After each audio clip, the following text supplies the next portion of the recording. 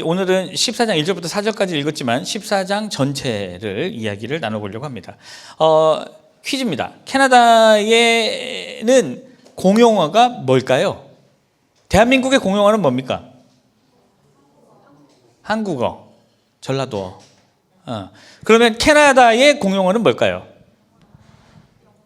영어, 불어. 영어만 나오는 사람은 이제 그냥 보편적인 캐나다 하시는 분, 프랑스어까지 얘기하시는 분은 좀 더 많이 하시는 분입니다.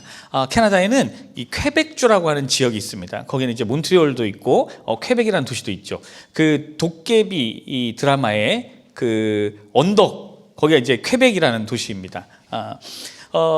그래서 이제 그 캐나다에 있는 살고 있는 사람들이라고 해도 불어를 다 알지는 못합니다. 그게 실제로 또 프랑스에서 사용되는 불어하고는 좀 살짝 차이는 있습니다. 근데 통하기는 하더라고요. 그래서 몬트리올에 이제 가게 되면 모든 간판들이 전부 불어로 돼 있어요. 그리고 아르바이트생들이나 이런 데도 이제 그 랭귀지 폴리스라고 따로 있습니다. 그래서 그 불어로 인사를 하거나 불어로 응대를 하지 않으면 이제 언어를 지키기 위해서 같은 캐나다임에도 불구하고 이제 벌금을 맞게 됩니다. 그래서 이제 그 불어 때문에 생기는 일들이 좀 있습니다. 왜냐하면 몬트리올에 딱 오면 캐나다에서 태어난 사람이라 해도 불어를 잘 모르니까 생겨요. 제가 몬트리올 살 때 이제 교회 차량으로 사람들을 이제 픽업해야 되는 일이 있었습니다. 그때가 이제 저도 몬트리올로 이사를 한 지 얼마 안 됐을 때인데, 그때 이제 내비게이션이 발달을 하지 않았을 때예요. 이제 뭐 2004년, 뭐 3년, 4년 요때거든요. 2002년 이때입니다. 그래서 이제 몬트리올에 저보다는 조금 빨리 온 교회에 이제 동생이 하나 있었어요. 신용준. 네, 그래서 전 준용이를 만났을 때 그 친구가 생각나더라고요. 이 신용준이라는 친구가 있는데 이 친구가 이제 저보다 한 달인가 먼저 왔어요. 그래서 이 친구가 길을 좀 안다는 거예요. 그래서 이제 이 친구를 태우고 이제 사람들을 픽업하러 가는 와중이었습니다. 제가 준비한 사진 좀 보여줄래요? 여러분, 오늘 제목이 요거였거든요. 이게 불어예요. 어떻게 읽는지 아시는 분? 네, 그러니까 이게 그냥 영어 발음으로 읽으면 꿀대싹인데 이게 불어 발음으로 읽으면 좀 다릅니다. 좀 비슷한데 조금 달라요. 꿀대싹 이렇게 읽거든요. 네. 근데 이게 한참 가다 보니까 요 간판이 나오는 거예요. 근데 보시면 아시겠지만 저게 지금 사진으로 봐서 크지 되게 작아요. 다른 일반 간판보다. 그래서 저거를 보고 제가 멈칫했어요. 그래서 야, 저건 뭐야? 라고 했더니 이제 옆에 앉은 우리 신용준이 동생이 나 잘 모르겠는데? 형, 나도 처음 봐. 뭐 괜찮겠지? 왜냐면 간판이 어때요? 위협적으로 생겼나요? 전혀 위험함이 없죠. 이게 위기감이 없죠. 영어 간판은 저 똑같은 말이 굉장히 위협적으로 생겼어요. 막 빨간색, 노란색 막 해가지고 돼 있거든요. 그래서 이제 그 동생 말을 듣고 이제 그냥 갔습니다. 이제 가는데 길이 점점 이상해지는 거예요. 길이 되게 좁아지고 이제 피할 곳이 점점 없고 이상해요. 그래서 이거 어디로 가는 거냐. 근데 이제 그 친구가 딱 정말 전형적인 피입니다. 가면 다 통해. 그래서 갔어요. 한참 갔더니 길이 막힌 이렇게 숲으로 둘러싸인 조그마한 공터가 나오는 거예요. 그래서 야, 여기는 어디냐 해서 이제 이게 차를 돌릴 수 있나 해서 차에서 내리려고 그랬는데 큰 개들이 한 서너 마리가 막 달려오는 겁니다. 이제 너무 놀래가지고 이제 문을 닫았어요. 그냥 못 열고. 그래서 그대로 후진을 해서 한 100m가량을 그냥 그대로 후진을 꼬불꼬불해서 빠져나왔어요. 제가 그 기억이 너무 인상적이어가지고 저 단어를 잊어버리질 않아요. 그래서 그 뒤로는 제가 누가 오면은 저 간판 보일 때마다 제가 이 얘기를 했어요. 저도 저희 아내한테도 한 적이 있어요. 이 간판을. 그래서 저는 저걸 안 잊어버렸습니다. 꿀싹. 잘 안 잊어버려요. 이게 무슨 뜻일까요? 그러면 주차 금지는 밑에 다른 간판이고요. 네, 자, 요거 무슨 뜻일까요? 막다른 길. 영어 간판은 데드엔드라 그래가지고 노란색에 빨간색을 써가지고 그냥 보면 뭔가 있다 이렇게 알아요. 근데 얘네들은 이렇게 만들어 놓은 거예요. 그러니까 의심을 할 수가 없었어요. 저도 아무 생각 없이 그냥 갔습니다. 그래서 안 잊어버려요. 이때 이 기억이 너무 강렬했어요. 이렇게 뚫린 길인 줄 알고 가다가 막다른 길들을 만나게 되면, 게다가 그곳에 무서운 것들이 있다면 우리는 보통 굉장히 많이 당황을 하게 되죠. 그리고 또 어떤 경우에는 낙심을 하기도 합니다. 살다 보면 우리가 이렇게 막다른 길이라고 느껴지는 곳들을 만나요. 안 만날 수가 없어요. 심지어 그 길을 안다라고 하는 안내자의 인도를 따라가다가도 이렇게 막다른 길을 만나기도 합니다.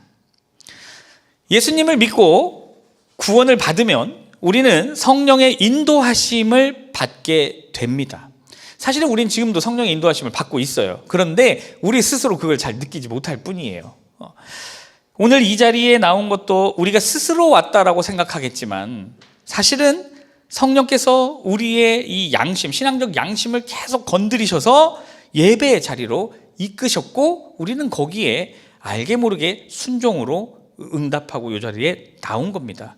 이렇게 하나님의 인도는 우리 삶에 깊숙이 계속해서 자리 잡고 있습니다.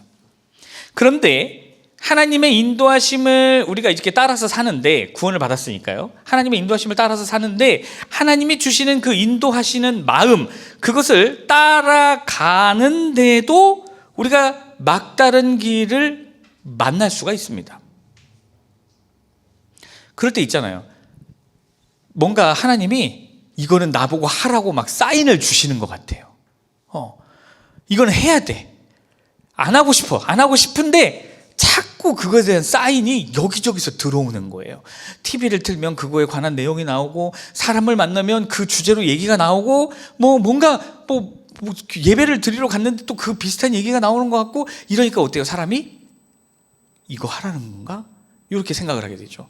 그래서 그거를 따라 해요. 하나님의 응답으로 알고 할 때가 있어요. 그런데 그럼에도 불구하고 우리는 막다른 길을 만날 때가 있다라는 거예요. 근데 우리가 하나님의 인도라고 생각하고 따라갔는데 막다른 길을 만나게 되면 우리는 어떻게 될까요? 서운하죠. 심하면 배신감도 느낄 수 있어요. 신앙적으로 흔들리게 되고 멘붕이 올 수도 있습니다. 내가 믿는 하나님이 겨우 이 정도였나? 나한테 왜 이러시지? 하면서 그런 감정들이 들 수 있어요. 그러면 우리는 여기서 의문이 생겨요. 하나님께서는 왜 인도하시는 그것을, 인도하시는 마음을, 우리에게 그 따를 마음을 주셨는데, 그래서 우리가 그 인도하심을 따랐는데 왜 그리스도인의 인생에 막다른 길을 만나게 하실까요? 그리고 인도를 따랐는데도 막다른 길을 만나게 된다면 그때는 우리가 그리스도인으로서 어떻게 해야 될까요? 계속 하나님을 원망해야 될까요? 아니면 또 다른 방법이 존재할까요? 오늘 본문이 그 답을 우리한테 아주 잘 가르쳐주고 있습니다. 저는 성경 인물 중에서 느헤미야를 되게 동경해요. 되게 좋아해요. 그래서 닮고 싶어요. 그렇지만 그냥 성경을 계속 보다 보면, 물론 제가 한참 못 미치긴 하지만 정말 별로 안 좋아요. 안 닮고 싶어요. 그런데 닮은 모습들을 한 번씩 발견하는 인물이 모세예요. 모세의 나쁜 점들, 좋은 점들 잘 찾아. 나쁜 점이라고 하면 순간 제가 멈칫한 이유가, 여러분들이 또 모세의 나쁜 점이 뭐였더라 하고 막 이것저것 다 찾아서 저한테 갖다 붙일 것 같다는 생각이 문득 들어가지고 지금 순간 얼었습니다. 네. 자, 오늘 본문은 이제 출애굽기 14장이에요. 그 중에서 이제 1절, 2절이 이제 이렇게 시작을 합니다. 여호와께서 모세에게 말씀하여 이르시되 이스라엘 자손에게 명령하여 바다와 믹돌 사이에 비하히롯 앞 곧 바알스본 맞은편 어디에 진을 치라고요? 바닷가에. 그러니까 이게 진을 치라 그러잖아요. 이게 무슨 얘기냐면 잠깐만 쉬었다가라는 게 아니에요. 지금 여기에 이제 자리를 깔고 밥도 해먹고 오늘 잘 곳을 만들어라 라는 뜻이에요. 사실 이 장면은 굉장히 이상한 내용입니다. 왜 이상하냐면 출애굽한 이스라엘 백성들의 목적지는 이스라엘이에요. 이스라엘. 지금의 이스라엘 지역 가나안입니다. 여러분 세계 지도를 한번 머릿속에 한번 떠올려 보세요. 세계 지도를. 그러면 이집트 카이로 근처 거기에서 출발을 해서 이스라엘까지 가장 빠른 최단 루트가 어디입니까? 그 당시엔 수에즈 운하가 없으니까 그냥 바닷가를 따라만 가면 돼요. 그냥 쭉 동쪽으로 쭉 해안선 따라가다 보면 나오는 데가 이스라엘이에요. 그렇죠? 그게 최단거리예요. 그런데 지금 하나님께서 이스라엘 백성들을 가나안을 향해 육로를 따라 동쪽으로 쭉 직진시키신 것이 아니라 동남쪽 바닷가로 인도하셨어요. 그러다 보니까 뭘 만나게 됐냐면 지금으로 말하면 홍해라고 부르는 바다를 만나게 됩니다. 세계지도를 잘 기억하시는 분은 오른쪽에 아라비아 반도가 있고 왼쪽에 이집트가 있고 거긴 지금은 수에즈 운하가 있고 딱 지나면 만나는 바다가 홍해입니다. 지금 이스라엘 백성들은 애굽에서 나와서 그 바다를 마주했어요. 이스라엘 백성들의 이 당시의 숫자가 어떤 학자들은 200만이라고 부르고 어떤 학자들은 300만이라고 얘기를 합니다. 이거 엄청난 차이죠. 왜 이러냐면 이 당시엔 자식을 많이 낳잖아요. 많이 죽으니까. 이게 도대체 몇 명을 낳는지 알 수가 없어요. 그래서 나중에는 백성의 수를 계수를 하죠. 나중에는. 근데 요때는 잘 몰라요. 그래서 200만이냐 300만이냐 말들이 많이 있습니다. 근데 대체적으로 200만 정도로 봐요. 자, 그런데 여러분 생각해 보세요. 200만 명이 넘는 사람들이 바다에 도착을 했어요. 그러면 이스라엘로 가라고, 가나안 땅으로 가라고 하셨으니까 지금 이 사람들은 바다를 건너가야 되는 상황이 됐어요. 200만 명의 사람들이 바다를 건널 수 있는 방법은 뭐가 있을까요? 뭐가 있겠습니까? 해군, 허준이 뭐가 있어요? 200만 명이 바다를 건너는 방법. 뭘 만들어야 돼요? 아니, 군악대여서 잘 모르네. 네. 배를 만들어야죠. 배를. 네. 배를 만들어야 돼요. 그런데 여러분 생각해 보세요. 지금 이 사람들이 있는 데가 광야입니다. 광야에서 뭘 갖다 만들어요? 저쪽 집에 젓가락이 많다더라. 다 갖고 와라. 해서 뭐 젓가락 아무리 뭐 몇만 개 갖다 붙여도 배가 돼요. 그게 어쨌든 어기저기서 뭘 다 주워 와가지고 배를 만들었다 칩시다. 지금 기술로도 10,000명 정도가 탑승하는 배를 만드는 게 굉장히 어렵잖아요. 그 당시의 기술로 도대체 몇 명이 탈 수 있는 배를 만들었을까요? 뭐 끼케야 뭐 50명에서 100명이겠죠. 그러면 200만 명이 홍해를 건너가려면 몇 번 왕복해야 될까요? 수학 잘하시는 분들. 아마 기억니는 순으로 건너거나 나이 순으로 건너도 우리 순서쯤 오려면 아마 늙어 죽을 수 있습니다. 그러니까 무슨 얘기냐면 불가능한 일이에요. 지금 하나님이 이스라엘 백성들을 실컷 구해서 가나안으로 가라고 해놓고는 바닷가에 이르게 한 거, 이거 불가능한 일을 눈앞에다 놓은 거예요. 오히려 다리 만드는 게 빠를 수도 있어요. 우리 상식으로는 이해가 안 돼요. 그러면 이렇게 인도하신 하나님의 의도가 있다라는 거겠죠. 왜냐하면 가나안으로 가라고 했으니까. 가나안으로 가라고 해놓고는 막다른 곳에다가 우리를 갖다 놨어요. 이건 전혀 의도하지 않던 거예요. 우리의 의도 안에는 없었어요. 그러면 인도하심을 따라왔으니까 인도하신 분은 의도가 있을 거 아니에요. 자, 그게 뭐냐라는 거죠. 그게 뭐냐? 보니까 3절 4절에 하나님이 이러한 인도하심이 어떤 결과로 이어질 것인지에 대해서 예견하신 것이 등장을 합니다. 그게 3절 4절이에요. 하나님은 이게 어떤 결과로 이어질 거라는 걸 이미 알고 계셨어요. 그러면서 하나님께서는 이 일하심에 대한 아주 중요한 포인트를 얘기해 주세요. 이게 어떤 결과로 될 것이다 라고 하는 것 중에 가장 중요한 포인트가 하나 등장을 해요. 그게 뭐냐면 4절이에요. 4절 뒷부분에 보니까 중간 부분이네요. 이렇게 나와요. 애굽 사람들이 나를 뭘로 알아요? 여호와인 줄을 알리라. 그런데 하나님의 목적이 여기에만 있었냐라는 거죠. 전에도 몇 번 말씀드린 적이 있는데 하나님의 성경을 계속 보다 보면요, 하나님이 일하시는 걸 잘 보면 하나님은 항상 다차원적으로 일하셔요. 무슨 얘기냐면 오늘 나를 위한 은혜가 동시에 내가 모르는 어떤 지역의 그 어떤 사람에게도 은혜가 될 때가 있고, 오늘 내가 받는 은혜가 다른 곳에 있는 누군가에게는 재앙이 되기도 해요. 하나님은 이렇게 다차원적으로 일을 하세요. 마찬가지로 이스라엘 백성들을 막다른 바닷가로 인도하시는 이 사건이 이스라엘에게는 굉장히 당황스러운 일이에요. 낙심할 만한 일이에요. 그러면서 동시에는 어떤 일이 됐냐면 애굽의 군대가 이스라엘을 향해서 출동하게 되는 계기가 됩니다. 그리고 그것이 애굽 사람들에게는 하나님을 하나님으로 알게 하는 사건이 돼요. 그래서 오늘 본문을 우리는 이스라엘의 시점과 애굽의 시점으로 한번 살펴보려고 합니다. 자, 먼저 애굽 사람들의 시점이에요. 애굽은 계급 사회예요. 계급 사회. 제국 국가니까. 그런데 이 계급 사회에서 최하층민을 이루고 있던 이 백성 중에 하나가 누구냐면 이스라엘 백성들이에요. 근데 그 최하층민을 이루고 있었던 이스라엘 백성들을 풀어줬어요, 지금 애굽이. 여러분, 우리 그런 거 있잖아요. 우리도 살다 보면 누가 뭘 빌려달래요. 혹은 뭘 좀 달래요. 그러면 나한테 아무 영향이 없는 거는 괜찮아요. 뭐 하려면 해. 뭐 갖다 써. 이렇게 해요. 그런데 뭔가를 주고 났는데 나한테 불편함이 생겨요. 만약에. 그러면 어떻게 됩니까? 이건 쉽게 빌려주지도 못하고 빌려주고도 뭐가 나와요?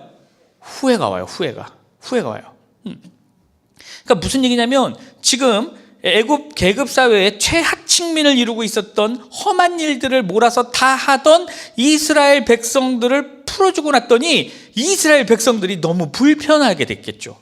굉장히 싫어진 거예요. 이게 지금 이거 뭐 또 가축도 먹을 것도 별로고 이거 도축은 누가 하냐, 이 건축은 누가 하냐, 지금 불편함이 생겨요. 그래서 민심이 흉흉해지겠죠. 그러니까 이제 바로 왕과 그 신하들에게는 어떤 일이 생겼겠습니까? 당연히 민심의 흉흉함이 들리게 되겠죠. 야, 이거 막 백성들이 뭐라고 하냐면 애굽 왕 이거 제국 별거 아니네. 결국에는 뭐 땡깡 좀 부리니까 풀어주는데 뭐 요런 막 움직임들이 있어요. 막 왕실을 모독하는 일들이 생겨요. 그러니까 후회가 몰려와요. 이 일이 애굽 제국에 가져올 파장을 염려하고 있었을 거예요. 그런데 그때에 이스라엘 백성들이 막다른 바닷가에 고립되어서 이동을 멈췄다라고 하는 소식이 애굽 왕실에 들려옵니다. 그래서 바로 왕은 이스라엘 백성들을 다시 애굽으로 잡아오기로 결정을 해요. 왜요? 옆에서 뭐 말하는 사람들도 많이 있었겠죠. 전하, 이건 기회입니다. 지금 민심이 흉흉합니다. 이 이스라엘 백성들을 다시 끌고 와야 될 것 같습니다. 안 되더라도 그중에 일부라도 다시 데리고 와야 이 애굽인들의 민심이 다시 가라앉을 것 같습니다. 아마 이렇게 자극을 했을 수도 있을 것 같아요. 그렇게 해서 이 바로 왕이 이제 엄청난 군대를 동원해서 이스라엘 백성들을 잡으러 출동을 하게 됩니다. 그러니까 이 출동을 하게 된 이유가 뭐예요? 이스라엘 백성들이 바닷가 지역에 고립되어 있다. 요 말을 듣고 가는 거예요. 그런데 아주 최정예 부대를 보냅니다. 6절, 7절. 바로가 그의 병거를 갖추고 그의 백성을 데리고 갈새 선발된 병거 600대와 애굽의 모든 병거를 동원하니 지휘관들이 다 거느렸더라. 그러니까 이게 지금으로 말하면 전차예요. 전차. 이 전차를 600대를 먼저 보내고 최정예 부대를 먼저 보내고 나머지 병거들도 싹 다 동원해서 그 뒤를 따라서 출동을 시킵니다. 결국에 이스라엘 백성들의 이 막다른 바닷가에 멈추게 된 사건이 애굽 군대의 진격으로 이어지게 만드신 거예요. 그러면 이스라엘 백성들의 시점을 한번 살펴봅시다. 이스라엘 백성들은 무슨 생각을 했을까요? 자, 보세요. 남자들은 행군이라는 걸 군대에서 하죠. 자, 행군할 때는 뭐만 보고 갑니까? 뭐만 보고 가요? 앞사람, 뒤꿈치, 앞사람 등짝만 보고 가요. 앞사람 뒤통수 못 봐요. 힘들어가지고 이렇게 못 봐요. 이 밑에만 보고 가요. 그러다가 앞에서 정지 그러면 앞에서는 한 10분 정지할 때 한 수백 명 있으면 저 뒤는 계속 오고 있죠. 그러다가 이제 부딪혀요. 구구구궁 하고 뭐야? 이렇게 되죠. 이스라엘 백성들도 지금 이 광야길을 처음 걷잖아요. 이런 막노동길을 처음 걸어요. 이렇게 걸어오는데 앞사람 발만 보고 걷고 있었어요. 그런데 갑자기 행진이 멈추는 거예요. 퉁 멈춰서 앞을 딱 보니까 이게 뭐야? 바다잖아. 아니 지금 바다가 나올 때가 아닌데 바다가 나와요. 요쯤 되면 그 중에서 일부 이 낙천적인 피들 중에는 와 바다다 이런 사람도 있을 것이고 또 극제이들 중에는 지금 바다가 나올 때가 아닌데 어디가 잘못된 거지? 하는 사람들도 있었을 거예요. 어찌됐든 지금 다들 어떤 상황이냐면 이거 어떡하지? 라고 하는 상황이에요. 지금 우왕좌왕하고 막 그러고 있었어요. 그런데 그때에 저 후미에 있던 사람들이 소식을 전해줍니다. 저 멀리 보니까 애굽의 최정예 전차 부대가 몰려오고 있습니다. 근데 그 보니까 막 엄청난 수의 전차가 몰려오니 어떻습니까? 땅에 진동이 일어요. 막 우 하는 땅에 진동이 일고 엄청난 먼지 구름이 막 피어납니다. 앞에는 바다가 있고 뒤에는 애굽의 군대가 쳐들어오고 있는데 막 우리 오는데 딱 보니까 그 오는 모양이 절대 우호적이지 않아요. 우호적이 않아요. 우리 느낌으로 다 알잖아요. 그런 거. 그걸 보는 이스라엘 백성들이 얼마나 무서웠을까요? 너무 무섭죠. 백성들은 가나안까지 갈 수 있는 육로가 있었기 때문에 자신들이 지금 바닷가로 올 줄은 아예 생각도 못했어요. 그리고 막다른 바닷가에 도착해서는 눈앞에 바다를 딱 보자마자 야, 이거 어떻게 건너가지? 이거 뭐 하라는 거지? 물음표들이 막 떠오르는 거예요. 일부는 좌절하기도 하고 일부는 낙심하기도 했을 거예요. 게다가 뒤에서 몰려오는 애굽의 군대를 보니까 와, 끝났구나, 이 생각밖에 안 들어요. 이스라엘 백성들은 군인이 아니에요. 애굽 최정예 군대의 상대가 되지 않죠. 그렇다고 지금 어디다 도와달라고 SOS를 칠 데도 없어요. 우리를 도와줄 사람들이 없어요. 그래서 겁에 질린 이스라엘 백성들이 하나님과 모세를 원망합니다. 그게 11절 12절이에요 아니 왜 우리를 굳이 여기서 죽이려고 끌고 나왔습니까? 하면서 막 원망해요. 하나님은 시간이 지나보면, 나중에 돌아보면 결국엔 이스라엘 백성들을 살리려고 인도하신 거예요. 그런데 이스라엘 백성들은 당장 눈앞의 현상만 보고는 뭐라 그래요? 우린 다 죽었다라고 얘기를 해요. 그리고 하나님은 원망해요. 그렇다면 하나님은 왜 이스라엘 백성들을 막다른 바닷가로 이끄셨을까요? 이유가 있을 거 아니에요. 오늘 본문은 그 이유를 두 가지로 소개하고 있습니다. 첫 번째, 애굽의 영향력을 완전히 무너뜨리기 위해서예요. 바로 왕이 이스라엘 백성들을 풀어주긴 했어요. 그런데 그 마음이 딱 보니까 이게 왔다 갔다 하는 사람이에요. 이 사람이. 요거를 계속 그냥 놔두면 언젠가는 다시 쫓아올 것 같아요. 이스라엘이 지금은 이동하는 중이니까 그래도 괜찮은데 어딘가에 멈추게 되면, 그래서 뭔가 건축을 하면서 우리가 삶의 터전을 가꾸려고 하면 결국에는 쫓아올 사람인 거예요. 그럴 수밖에 없어요. 왜 그러냐면 여러분, 이 제국국가라고 하는 것은 계속해서 팽창해야 돼요. 그런데 식민지 백성들을 풀어주게 되면 이게 연쇄 반응을 일으킬 수가 있어요. 뭐야, 그럼 우리도 풀어줘. 아, 뭐야, 그럼 우리도 독립할래. 이런 움직임이 생길 수가 있는 거예요. 그래서 이 제국국가는 이거 싹을 잘라야 돼요. 그러니까 이 제국국가는 이 싹을 자르기 위해서 언제든지 이스라엘 백성들을 다시 잡으러 올 수 있어요. 그래서 하나님께서는 애국 군대를 완전히 전멸시키시기로 작정하세요. 이거는 이스라엘 백성들의 생각이 없던 거예요. 이스라엘 백성들의 생각에 하나님, 우리를 그동안 수백 년 동안 괴롭게 한 저 애굽을 전멸시켜 주세요, 이거 없었어요. 근데 누가 그 계획을 세워요? 하나님이 세웠어요. 그래서 더 이상 이스라엘을 괴롭히지 못하게 작정하세요, 하나님이. 그래야만 비로소 이스라엘 백성들에게 뭐가 찾아와요? 완전한 해방이 찾아와요. 하나님은 하나님의 백성을 위해서, 완전한 그들의 해방을 위해서 애굽의 영향력을 완전히 무너뜨리실 계획을 세우신 거예요. 두 번째, 하나님이 영광을 받으시기 위해서예요. 그러기 위해서는 막다른 바닷가라고 하는 이스라엘에게는 불리하고 적에게는 유리해 보이는 장소가 필요했어요. 여러분 생각해 보세요. 만약에 이스라엘 백성들이 막다른 바닷가에 고립되지 않았다면 애굽의 군대가 이렇게 쫓아왔겠습니까? 쫓아오지 않죠. 야, 그 지금 따라가봤자 늦었어, 어디로 갔는지도 몰라, 이렇게 얘기하겠죠. 우리가 가는 동안에도 계속 도망갈 거야. 그런데 어때요? 3절, 바로가 이스라엘 자손에 대하여 말하기를 그들이 그 땅에서 멀리 떠나 광야에 뭐한 바? 갇힌 바 되었다. 애들이 갇혀 있어요. 결국에는 이스라엘 백성들이 도착한 그곳이 이스라엘 백성들에게는 불리하고 위험한 곳이에요.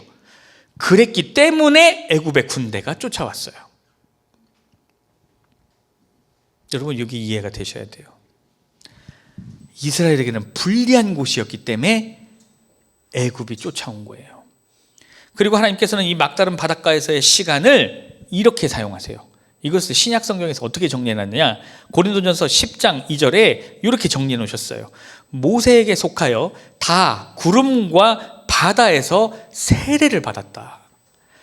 여러분, 우리는 세례를 받은 것이 다시 태어났다라고 얘기를 합니다. born again 했다라고. 무슨 얘기냐, 막다른 곳, 낙심된 곳에서 하나님의 은혜를 잔뜩 경험하고 이스라엘 백성들이 새로 태어난 곳, 그곳이 막다른 곳이라는 거예요.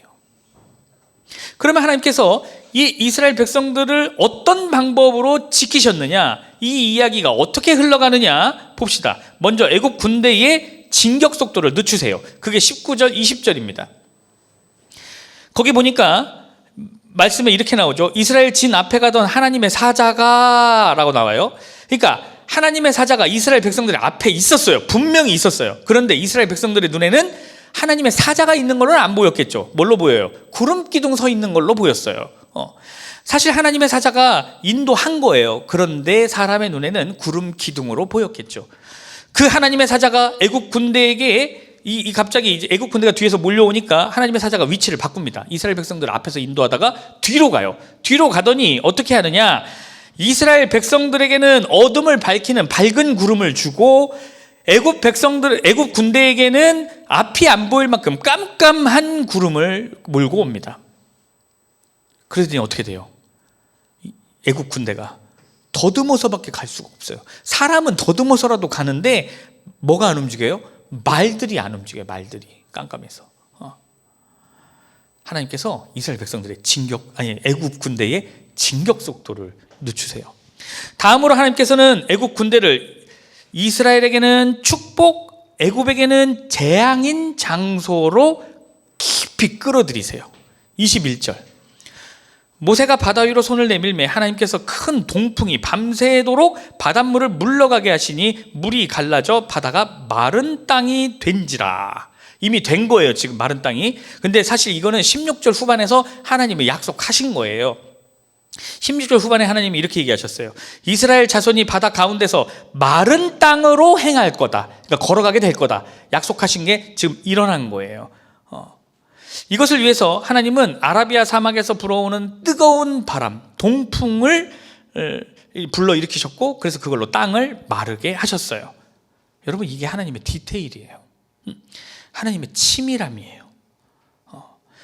그러면 하나님은 왜 물을 가르시기만 하면 됐는데, 이것도 놀라운데 굳이 땅을 마르게 하셨을까? 굳이 왜? 여러분, 먼저 애굽 군대의 시선에서 보면 어떻게 보이겠습니까? 만약에 물이 사라지면 거긴 뭐예요? 땅이 드러나긴 하는데 그 땅은 무슨 땅일까요? 진흙이죠. 진흙이에요. 근데 애굽의 군대는 뭐예요? 지금 어떤 군대예요? 전차대잖아요. 전차대. 네. 전차대는 뭐가 달려 있어요? 뒤에 바퀴가 달려 있어요. 경험이 많은 애굽의 군대가 딱 봤을 때 진흙인 곳을 들어갈까요? 안 들어갈까요? 절대 안 들어가죠. 절대 안 들어가요. 그 넷플릭스에서 저도 본 건데, 유럽 중세 시대의 영화에 보면, 전쟁 영화를 보면요, 진흙인 곳을 일부러 가려요. 뭐 하려고? 상대의 기마대를 거기에 빠뜨리려고. 마찬가지예요. 지금 애굽이요, 자기들이 봤을 때 물이 갈라진 게 눈앞에 보였거든요. 땅이 보여요. 거기가 진흙이었다면 애굽의 군대는 절대 안 들어갔을 거예요. 그런데 거기가 어떻게 돼 있어요? 마른 땅이에요. 안 들어갈 이유가 없어요. 그대로 돌진합니다. 그러면 이스라엘 백성들은 어떤 시선으로 봤을까요? 일부 사람들은 우리 건너가기 편하라고 하나님이 이렇게 땅을 마르게 해주셨구나 하면서 막 가겠죠. 열심히 하나님의 은혜를 느끼면서 막 가겠죠. 그런데 또 그 중에 어떤 사람들, 좀 자기가 머리가 좀 좋다고 생각하는 사람들은 이 사람들아 정신 좀 차려. 땅을 마르게 하면 어떻게 합니까, 하나님? 그러면 결국에는 애굽의 전차들이 더 빠른 속도로 우리를 쫓아올 건데 하면서 낙심하는 사람들도 있었겠죠. 이렇게 생각하는 사람들은 은혜를 은혜로 누리지를 못해요. 은혜를 은혜로 누리고 그냥 가면 되는데 이거 자꾸 다른 생각해요. 하나님의 의도를 자기들이 곡해 해석하는 거예요. 자, 어쨌든 결과적으로는 어떻게 되느냐? 결국 마른 땅이었기 때문에 애굽의 군대가 갈라진 바다로 쫓아 들어오게 됩니다. 하나님의 큰 계획이 드디어 실행될 준비가 다 됐어요. 22절 23절 이스라엘 자손이 바다 가운데를 육지로 걸어가고 물은 그들의 좌우에 벽이 되니 애굽 사람들과 바로의 말들 병거들과 그 마병들이 다 그들의 뒤를 추적하여 바다 가운데로 들어오는지라. 이제 하나님의 계획이 실행될 준비가 끝났어요. 드디어 하나님께서 이스라엘 백성들을 막다른 바닷가로 가게 하신 첫 번째 이유, 애굽의 영향력을 완전히 무너뜨리기 위해서 애굽의 군대를 전멸시키십니다. 그게 24절부터 28절이에요. 성경 전체 중에서도 손에 꼽히는 아주 중요하고 놀라운 사건입니다.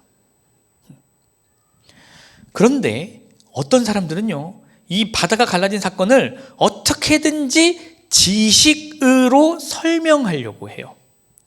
그래서 어떤 사람들은 이 사건을 두고 사실은 그곳이 그 당시에는 얕은 바다였다라고 하는 사람들도 있고, 또 어떤 사람들은 ят은 바다 정도가 아니라 사실은 거기가 갈대 숲이 있던 곳이고, 그래서 이 많은 사람들이 지나가니까 이 갈대들이 다 누워서 다리처럼 되었다라고 하는 학자들도 있고, 또 어떤 사람들은 현 시대에 우리나라에도 있죠, 모세의 기적이라고 부르는 그런 곳처럼 그냥 밀물과 썰물의 타이밍이 기가 막히게 맞았다라고 말하는 사람들도 있어요. 근데 여러분, 그렇게밖에 생각하지 못하는 것이 인간의 한계입니다. 인간은 자꾸 자기의 가진 지식으로 뭔가를 설명하려고 하죠. 하지만 성경은 하나님께서 바다를 가르신 것을 두 번에 걸쳐서 정확하고 동일하게 묘사하고 계세요. 뭐라고 하느냐? 29절. 이 바다가 갈라지는 것을 어떻게 묘사합니까? 29절에 그러나 이스라엘 자손은 바다 가운데를 육지로 행하였고 물이 좌우에 뭐가 돼요? 벽이 되었다라고 얘기를 해요. 여러분 혹시 아쿠아리움 가보신 분들 대부분 다 가보셨죠? 아쿠아리움에 가면 어떻게 되어 있습니까? 유리벽이 있고 그 안에 물고기들이 많이 있죠. 딱 그 모습인 거예요. 지금 이거를 프린스 오브 이집트라고 하는 그 디즈니 애니메이션에서 아주 잘 표현해 놨어요. 이스라엘 백성들이 바다를 건너갈 때에 바다가 이렇게 벽으로 서져 있고 그 안에 물고기와 고래들이 보입니다. 마치 아쿠아리움처럼. 성경은 이 장면을 이렇게 묘사하고 있어요. 그런데 이 사건에 아주 중요한 포인트가 하나 있습니다. 하나님께서 강력하게 움직이기 시작한 시점이 언제냐라는 거예요. 21절, 22절 시작이 하나님이 강력하게 움직이기 시작한 시점이에요. 그 21절과 22절 앞부분이 뭐라고 시작합니까? 모세가 바다 위로 손을 내밀매. 모세가 곧 손을 바다 위로 내밀매예요.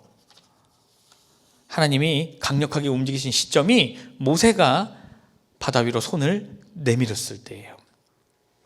이것이 하나님이 영광을 받으시기 위해서 우리를 그 일에 동참시키시는 이유예요.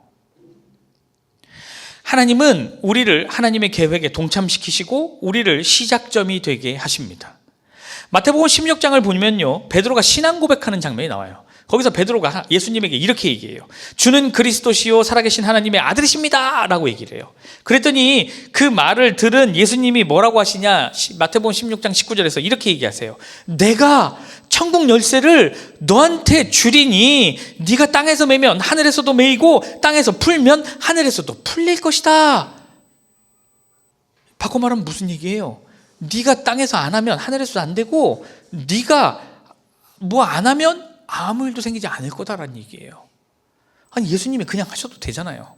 근데 맡기세요. 하나님이 해방의 열쇠를 모세에게 주신 것처럼 예수님도 복음의 시작, 은혜의 시작을 제자들에게 주셨고 우리에게 주셨어요.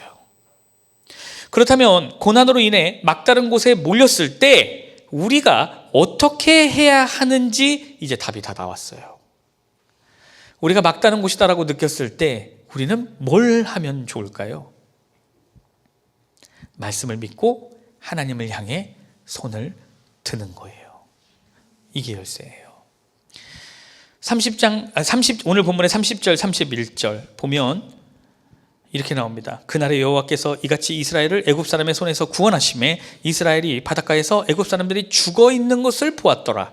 이스라엘이 여호와께서 애굽 사람들에게 행하신 그 큰 능력을 보았으므로 백성이 여호와를 경외하며 여호와와 그의 종 모세를 믿었더라. 이 사건으로 인해서 백성들은 드디어 하나님을 경외하는 자들, 세례받고 다시 태어난 사람들로 바뀌었어요.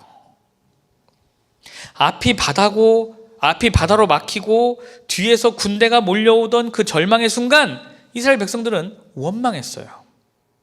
하지만 하나님은 그 막다른 곳에서 하나님의 영광을 드러내셨습니다.